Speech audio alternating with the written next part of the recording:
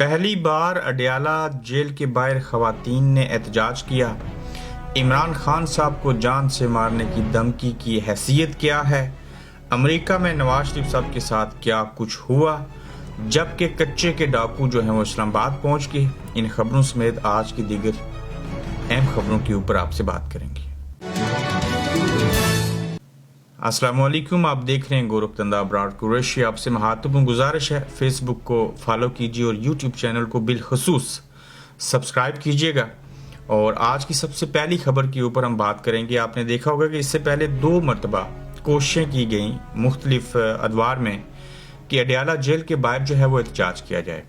Release نکلتی تھیں اور پھر لوگوں کو زد و کوب کیا جاتا تھا اور وہ بات حتمی شکل اختیار نہیں کرتی تھی، لیکن آج کمل شوذب جو ہیں ان کی قیادت میں پہلے تو وہاں پہ پریس کانفرنس بھی کی، انہوں نے میڈیا سے بات چیت کی، پھر تقریباً اچھی خاصی تعداد میں خواتین تھی اڈیالہ جیل کے باہر، جہاں پہ انہوں نے احتجاج کیا، عمران خان کو رہا کرو اس طرح کے نعرے لگائے گئے، اور پھر بعد ازاں وہاں پہ پولیس بھی پہنچی۔ لیکن اڈیالہ جیل کے باہر اتنی تعداد میں بھی اور جیسی کیسی تعداد تھی، خواتین کا احتجاج کرنا بھی ایک بہت بڑی کامیابی تھی۔ اس سے یہ تاثر ملتا ہے طاقتوروں کو نہیں، حکومت کو نہیں، ایون عمران خان کو بھی نہیں، باقی پاکستان کے عوام کو، اور بالخصوص پاکستان تحریک انصاف کے جو کارکنان ہیں، جس میں مرد خواتین سارے لوگ، کہ اب بھی لوگ زندہ ہیں، لوگ محسوس کرتے ہیں، لوگ باقی ہیں جو یہ چاہتے ہیں کہ احتجاج کیا جائے، اور یہ وہی ایک راستہ ان کے پاس موجود ہے جس کو استعمال کرتے ہوئے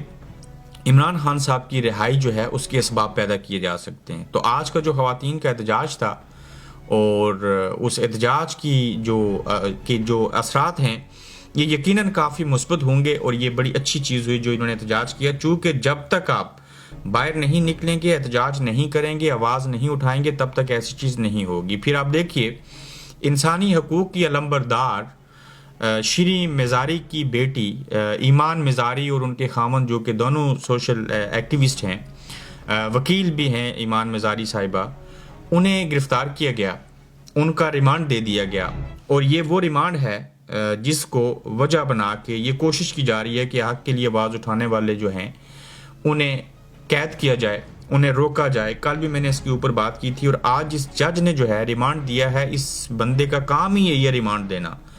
یہ عدالت نہیں، یہ کھلواڑ ہے، یہ کوئی جج نہیں، یہ کسی کا ٹاؤٹ ہے معذرت کے ساتھ۔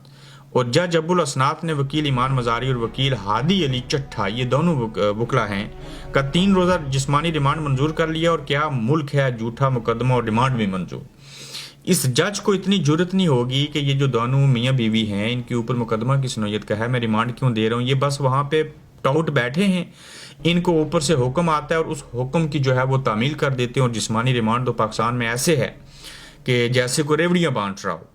تو ایمان مزاری پہلے بھی گرفتار ہوتی رہیں، اب بھی ہوئی ہیں، پھر باہر آ جائیں گی، کوئی کسی کا کچھ نہیں اکھاڑ سکتا۔ اور ان لوگوں کو جب آپ پکڑو گے تب تک یہ لوگ مضبوط ہوں گے۔ میں اس کی ایک مثال دیتا ہوں، ایک شاعر تھے اسے اٹھا لو والے، وہ کشمیری جن کا تعلق آزاد کشمیر کے ڈسٹرکٹ باغ سے ہے، میں نام بھول گیا، ان کو آپ نے گرفتار کیا تھا۔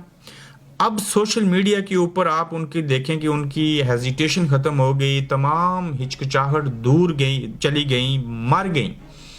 وہ پہلے تو اشاروں کے اندر عمران خان صاحب کی سپورٹ کرتے تھے اور سسٹم کے اوپر تنقید کرتے تھے، اب سر عام اور کھلے عام آنسو گیس بھی کھا رہے ہیں، عمران خان صاحب کے حق میں ہونے والے پی ٹی آئی کے احتجاج میں بھی جا رہے ہیں، اور بھرپور طریقے سے سٹیٹس بھی لکھ رہے ہیں، ٹویٹ بھی کر رہے ہیں، شاعری بھی کر رہے ہیں۔ تو بھائی جان ایک پردہ ہوتا ہے، ایک ایزیٹیشن ہوتی ہے، جس کو آپ لوگوں کو پکڑنے کے بعد، اغوا کرنے کے بعد وہ بھی ختم کر رہے ہیں، اور لوگوں کے اندر سے خوف جو ہے وہ بالکل مٹ چکا ہے۔ اب دیکھیں کہ اس پچھلے 2 سالوں کے اندر پاکستان میں اور بالخصوص پی ٹی آئی کے اندر جن لوگوں کو پکڑا گیا، آپ نے ایسے لیڈر پیدا کر دیے جنہیں تو کوئی جانتا بھی نہیں تھا۔ اس کی وجہ کہ ان لوگوں نے صحبتیں برداشت کی، ان لوگوں نے سٹرگل کی، اور اس کے بعد آپ نے ان کو پکڑا، بے شمار لوگوں کو آپ نے مارا۔ وہ جو بیچ میں پردہ تھا وہ پردہ چاک ہو گیا، اور لوگوں کا جو سوچنے کی چیز تھی، جو ڈر کے کسی حد تک بات کرتے تھے، اب وہ لوگ جو ہیں وہ کھلے عام بات کر رہے ہیں۔ تو وہ کہتے ہیں نا کہ ظلم جب بڑھتا ہے تو مٹ جاتا ہے، اس کے مصداق کچھ ایسے ہی ہو رہا ہے کہ آپ ایمان مزاری کو پکڑیں گے، چھوڑیں گے، پھر بھی اپنا کام جاری رکھے گی، آپ کچھ نہیں کر پائیں گے۔ تو یہ لوگوں کو جب پکڑ لیتے ہیں تو میری آپ سے گزارش ہے ہاتھ جوڑ کے ان کو چھوڑا نہیں کریں، چاہے وہ نواز شریف ہو، عمران خان ہو، بشرا بیگم ہو، ایمان مزاری ہو، کوئی بھی ہو، ایون پرویز الہی، شاہ محمود قریشی۔ پہلی تو بات ہے پکڑے نہیں، پکڑتے ہیں تو صحیح کیس میں پکڑیں، اور جب پکڑ لیتے ہیں تو خدا را میں گزارش کرتا ہوں ان کو سزا دیا کریں۔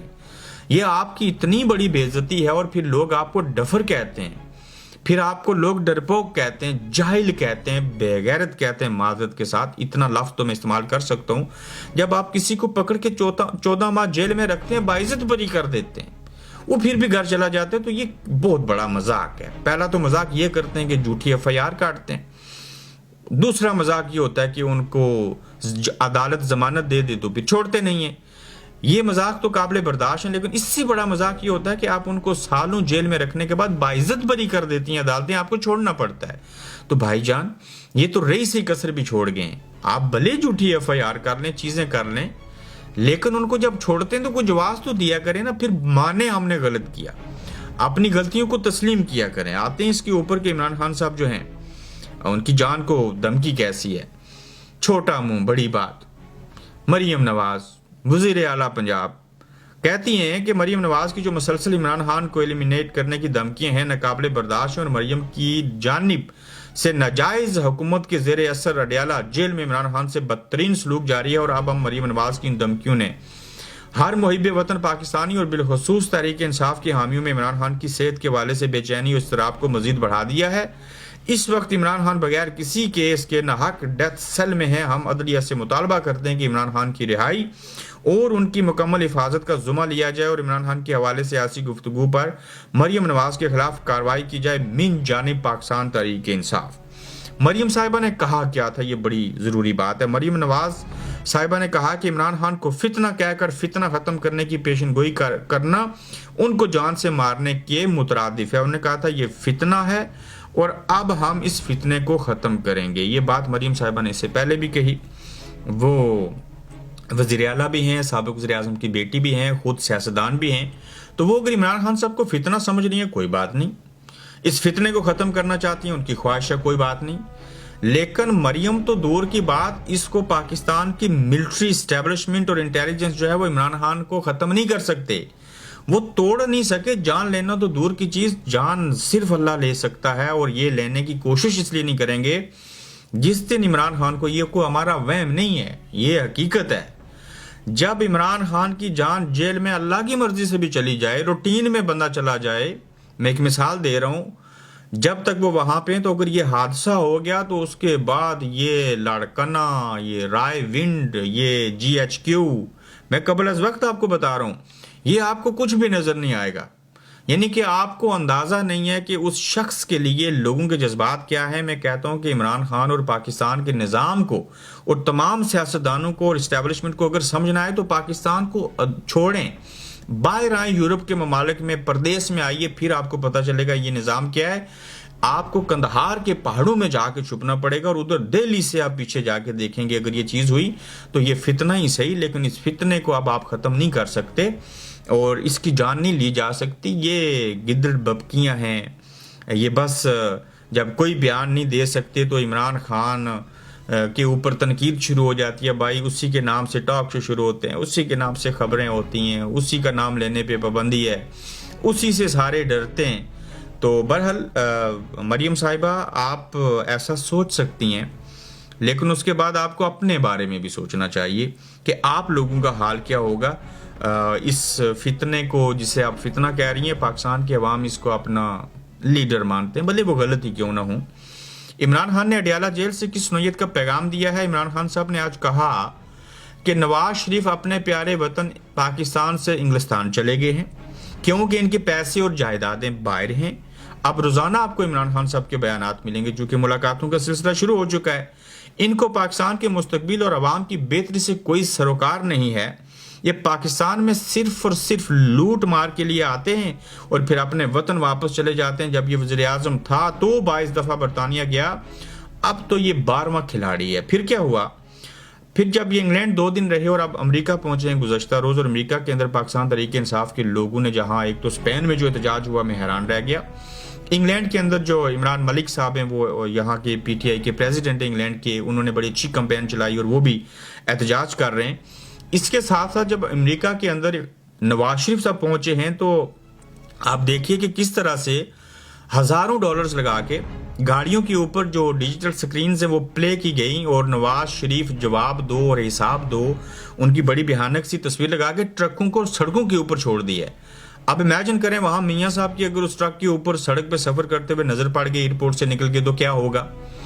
तो ये सारी सूरत हाल है कि अमेरिका, पाकिस्तान के बाहर इंग्लैंड, मियां साहब उम्रे पे जाएं, जहां जहां जाएंगे, चाहे वो काजी फायद ईसा हों, तो लोग उनके पीछे पड़ गए। और उसकी वजह है ये कभी भी इन लोगों के पीछे ना पड़ते, ऐसा ना करते। उनको दुख और अफसोस है कि इमरान खान जो हमारा लीडर है उसके साथ ज्यादती क्यों हो रही है और लोगों का जहां बस चलता है वो इस तरह की चीजें कर रहे हैं। अब देखिए मियां साहब भी तो जेल में थे ना, तो उनकी पार्टी के लोगों ने ऐसे क्यों नहीं किया। ये कोई बदअखलाकी तो है नहीं है, एहतजाज का एक जरिया। हाँ, बदअखलाकी क्या है, गालम गलोच करना, जैसे पीटीआई के लोग लंदन में मियां साहब के घर के बाहर या नवाज शरीफ साहब के कारकुन जो है वो एक दूसरे को गालियां देते हैं, ये बेहूदगी है। बाकी पुरअमन एहतजाज करना तो जमहूरियत का हुस्न है। वो चाहे आप डिजिटल स्क्रीनें लगाएं, चाहे कुछ और करें, वही करेगा जिसको एहसास है, जिसको किसी के साथ हमदर्दी है।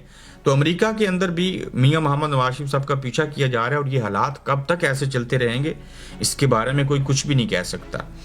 इस्लामाबाद में कच्चे के डाकू जो हैं वो पहुंच आए हैं और हुआ क्या है पिछले 1-2 दिन के जो वहां पे इवेंट्स हुए हैं, मैं उसके सिलसिले में आपको बताना चाहूंगा कि इस्लामाबाद में कल 2 बैंकों में डकैती हुई, गार्ड जख्मी हुए, अमला यरगमाल बना रहा और ठीक ठाक रकम चोरी हुई। आज फिर इस्लामाबाद के 2 बैंकों में वारदातें हुई और दूसरी जानब इस्लामाबाद पुलिस सियासी गिरफ्तारियों और अकाउंट की खुशनुदी में मसरूफ है। अब आपका कैपिटल है, वहां पे सरेआम दिन दिहाड़े रात को नहीं, गार्ड्स को और अमले को यरगमाल बना के और जख्मी करके बैंक लूटे गए और आज फिर से ये वारदात हुई है। तो भाईजान फौज सारी वहां पे, इस्लामाबाद कैपिटल, रेंजर्स आपके पास, एफआईए आपके पास, पुलिस आपके पास, तो ये दिन दिहाड़े बैंक कौन लूट रहा है? क्या चोर की दाढ़ी में तिनका है? क्या बैंक का अमला मुलव्वस है या जो कानून के रखवाले हैं, जो महाफिज हैं, वो खुद इसके अंदर मुलव्वस हैं? ऐसा हो नहीं सकता। उसकी वजह यह है कि इसको कई मिनट और आधा घंटा और घंटे लगते हैं डकैती करने में। अगर आप इन डकैतियों को, बैंकों को दिन दिहाड़े लूटने से नहीं रोक सकते तो हम आपको किस बात के ऊपर दाद दें? फिर आप हमारी सरहदों के मुहाफिज बनेंगे? फिर क्या वजह है कि 50 से 70-80 लोग पर डे मारे जाते हैं, सिविलियंस और हमारे अफसरान जो हैं वो, और हमारे पाक फौज के नौजवान जो हैं। तो अगर इस्लामाबाद के कैपिटल में बैंकों को लूटा जा सकता है तो फिर आप इमेजिन कीजिए कि बॉर्डर के ऊपर क्या चीजें हो रही होंगी। रियासत ने मां को बालों से पकड़कर घसीट लिया। 9 मई का वाकया, आज एक प्रेस कॉन्फ्रेंस हुई और जो हाजी इम्तियाज की भाभी हैं उन्होंने गुफ्तगू की है और ये इंकशाफ किया है कि मेरी 9 साला बेटी को घुटने से पकड़कर घसीटते हुए कमरे से बाहर लाया गया। 11 माह के बेटे को बेड से नीचे गिरा दिया गया। 11 माह, 11 साल नहीं। फिर मुझे घसीटते हुए सीढ़ियों के रास्ते नंगे सर नंगे पांव नीचे लाए। फिर मुझे गालियां निकाली और तशद्दुद किया। एमएनए हाजी इम्तियाज की भाभी ने ये गुफ्तगू की है। आप बेशर्मो और बगैर, तो आपके ऊपर लानत हो जिन्होंने जिले शाह को भी मारा, जिन्होंने 11 माह के बच्चे को भी बेड से उतारा। ये तो हरकत जो थी, मैं वाक़े करबला को याद करता हूं तो मैं सोचता हूं कि वहां पे भी कम से कम बच्चों के साथ ऐसा जुल्म नहीं किया जाता। जिस तरह से 11 माह के बच्चे को आपने बिस्तर से जगा दिया, कैसे लोग, उसकी एक वजह है। मैं क्यों सवाल उठाऊंगा ये कैसे लोग हैं? ये वो लोग हैं जिनके दिलों के ऊपर मोहरें लग चुकी हैं, सुम्मुन बुकमुन हुमयुन। उसकी वजह हराम खाते हैं। जो शख्स हराम खाता है बुज़दिल होता है, जालिम होता है, वो दलेर नहीं होता। और उसके अंदर सबसे बड़ी बीमारी क्या होती है? उसके अंदर एहसास नहीं होता। एहसास मर जाता है और उसकी महसूस जो महसूस करने वाली हिस्से हैं वो काम नहीं करती। उससे अच्छे और बुरे की तमीज़ नहीं रहती। बड़े बड़े पेट इनके, दूसरों के टाउट बने हुए, वजह मिल जाए तो लोगों के घर से जेवर भी ले जाते हैं। انہیں ایک موقع مل گیا 9 مئی کے بعد، لوگوں کو لوٹو، 9 مئی میں لوگوں کو پکڑو، پھر بتا وصول کرو، پھر لوگوں کو چھوڑو۔ یہ ریاست جو ہے اس کا پورا نیا سٹرکچر بنانا پڑے گا، کوئی نیا قائد اعظم آئے گا، پھر اس کو آزاد کروانا ہے۔ یعنی کہ آزاد ہونے کے بعد بھی ہمیں آزادی چاہیے، آزاد ہونے کے بعد ہمیں پھر سے آئین لکھنا چاہیے، آئین لکھ کے پھر اس کے اوپر عمل کرنا چاہیے، پھر نئی فورس بھرتی کرنی چاہیے۔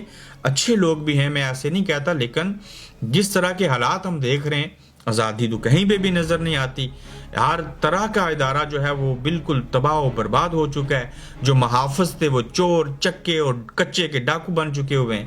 تو ایسے حالات میں عوام کیا کریں گے؟ عوام مایوس ہو کر گناہ کر لیں گے، اور ملک کے اندر سے 95% عوام اسی ملک کے اندر رہنا پسند نہیں کریں گے، اس کو ٹھیک کرنا پسند نہیں کریں گے، اس ملک کو چھوڑنے کے اوپر ترجیح دیں گے، اور چاہیں گے کہ ہم کسی بیرونی دنیا میں جس کافر کو، غیر مسلم کو گالیاں دیتے تھے، انہی کے ملک میں جا کے رہیں، چونکہ مسلمان ہوتے ہوئے ان کو غیر مسلم کے ممالک جو ہیں وہاں پہ انصاف نظر آتا ہے۔ لوگ اپنے گھر بار بیچ کر، اپنی جائیدادیں بیچ کر، کروڑوں روپے لگا کر، بینکوں سے قرضہ لے کے، لوگوں سے ادھار پکڑ کے بیرونی دنیا میں آنا چاہ رہے ہیں۔ یہ حالت ہو چکی ہے، لیکن کوشش کریں اسی ملک میں رہیں، بڑا اچھا ہے۔ ہم تو چاہے حالات کے مارے یہاں پہ آگے روزگار کی تلاش میں، ہمارے بس میں بھی ہوتا تو ہم بھی وہیں پہ قیام کرتے ہیں۔ تو اپنے ملک کو ٹھیک کرنے کے لیے کوشش کیجئے، اس کا حل یہ نہیں ہے کہ آپ وہاں سے بھاگ جائیں۔ اپنا خیال رکھیے گا، تو جلد آپ سے انشاءاللہ پھر ملاقات ہوگی۔ آپ دیکھ رہے ہیں گورکھدھندا ابرار قریشی کے ساتھ۔